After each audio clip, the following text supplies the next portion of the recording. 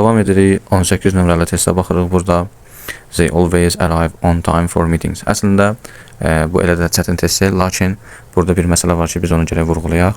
Bu səbəbdən baxırıq. Birinci cümlə təsdiqlədi. Bəzən bunu tag question-la qarışdırırlar şagirdlər.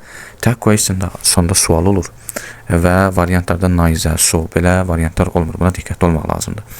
Tag question dərsində tamam fərqli bir vəziyyət görürük biz. Amma burada açıq-aşkar vergül də qoysa aşağıda naizə, so biz bu ifadələr görürük ki, bu bizə deyir artıq hansı dərsdir.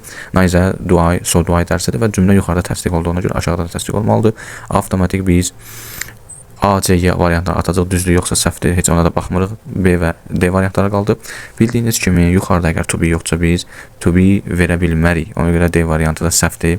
So, are, we ola bilməz orada. Açıq-aşkar they always arrive var. Cavabımız B variantı so do we olacaq. Yəni buna diqqətli olmaq lazımdır. Yuxarıda to be var, aşağıda to be olacaq. Yuxarıda have, has, had V3 ilə yəni bitmiş forma varsa aşağıda olacaq. Qeyri həvlər elə deyil, hamısı do şəklində olur aşağıda. Will aşağıda will olmalıdır, will be şəklinə düşə bilər və yaxud will olaraq qalır. Kontekstdən asılıdır. Yəni bunlara fikir vermək lazımdır.